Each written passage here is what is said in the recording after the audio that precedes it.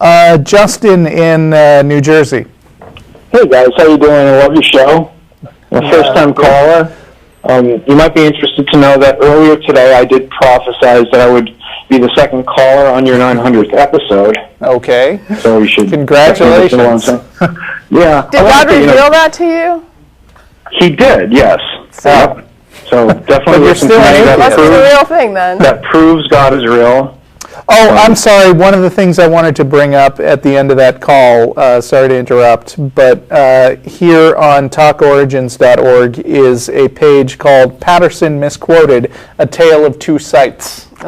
It has the exact quote that the caller was talking about, and it has Patterson's follow-up explanation and a description of exactly what he was trying to say, because creationists like to quote mine a lot to make it seem as if prominent scientists are saying things that they didn't actually mean. Okay, go on. Thanks. I want to, give my condolences for the French people. I think that European hate speech laws are just another way of intimidating free thinkers into, just towing the religious party line. I hope they stand up against that, and so do Americans. What I was calling about today is the topic of free will.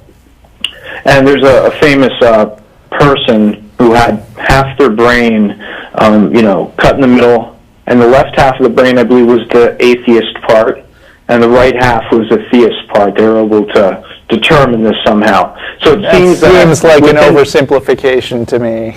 It's an oversimplification, but just for the point, it seems that even in individuals there is a conflict going on, and that conflict, has to be resolved within the person. So it seems to be a very murky area with free will, and with areas of the brain, we know kind of like different modules of the brain control different parts. So if somebody has a stroke, say, and they lose their higher reasoning center, I would be curious how theists would explain that. Did that person just, lose their free will? Did the higher reasoning part of their brain and their soul go up to heaven a little earlier? So it's a question I'd like answered. Step one is to define free will, which I'm unable to do. And I pretty much have given up trying. I think if you want to know how a theist would respond, you should ask one. Because, anything we say would just be speculation about what kind of knots they would twist themselves into. They surely seem to value this free will, but I don't really know, honestly, what it is they're identifying or pointing at or what they're calling this. I don't get it. Now, is the atheist community being very vocal about the European hate speech laws and the effect it's having on free speech here? I mean, TAE has traditionally come out against, when we blog or talk about it, we're not in favor of restrictions on free speech. Like I said, as long as it's opinion and as long as it's not accompanied by, violent threat action.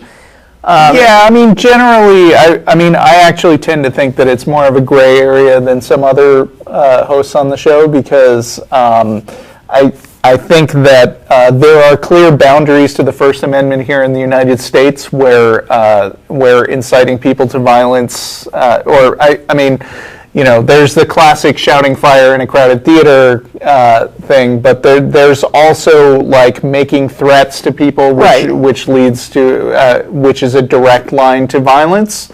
Right. And I don't think, even here in the United States, we do not consider freedom of speech to be absolute. There are limitations on it. And saying, I don't feel thoroughly steeped in what kind of European laws you're talking about to say categorically that they're all bad. Correct. There was a recent UN, binding resolution that several theist countries, were pushing pretty hard. I have heard, and stop me if I'm wrong, but I've heard there was a law that specifically prohibited some kind of mockery of people's religious beliefs or something. Yeah, the blasphemy laws, I think, get served up with that. And to me, if there's not a threat of violence wrapped in that speech, or like Russell was saying, call to violence from other people, Right. hey, somebody ought to go and put a bullet through somebody's head. That's not protected. Yeah, but do bear in mind that that this incident in Paris was not a case of the government censoring anyone. The government has been Right. very supportive after the fact of Yeah, the people were supportive. yes. Very. Yeah, But France has been pretty.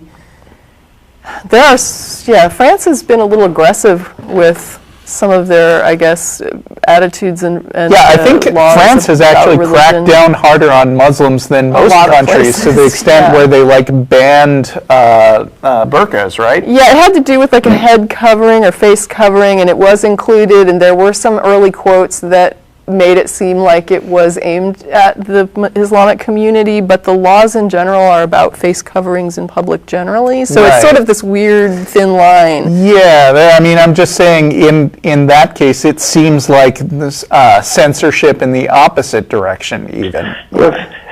There is a case right now in Saudi Arabia of a blogger, I believe, who is Oh, yeah, I've heard about that. 1,000 lashes Yeah. for simply speaking out against Islam. Yep. And in Mecca, they will That's be barbaric. homosexuals.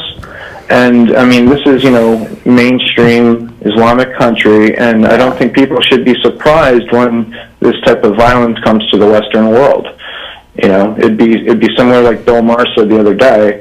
If the Vatican was beheading people, what would we say? What would our reaction be? Yeah. And, the Islamic world has a free pass right now. Well, I posted recently because people were saying something, I guess, about Christianity being somehow immune to this, and they were somebody had posted an OP that talked about like the ancient kind of crusades and things, and I posted an article talking about Christian slaughter of Muslims in African nations, and how there was like tens of thousands of Muslims fleeing their homes because, and this is just from last year, right? So this was recent news. Sure. And so you do have Christians going out and like genocidally killing people and because of a different faith, and I know that this is more sectarian than just faith. I'm sure that if you get into it, there's probably also like racial issues going on as well, I wouldn't doubt.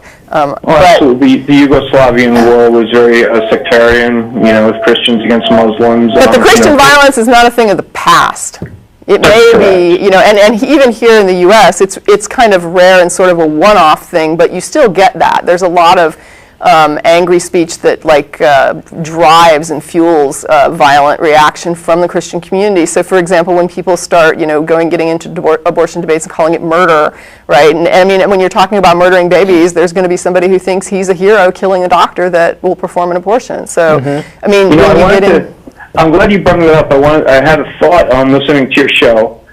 In the future, if they develop a way where they could take a fetus out of a woman's womb, who would not want to have I think you're wandering off onto a brand new topic, and I think that I should not let you do that because we have other callers. It's a really interesting idea, though. Yeah, I'm sure it is.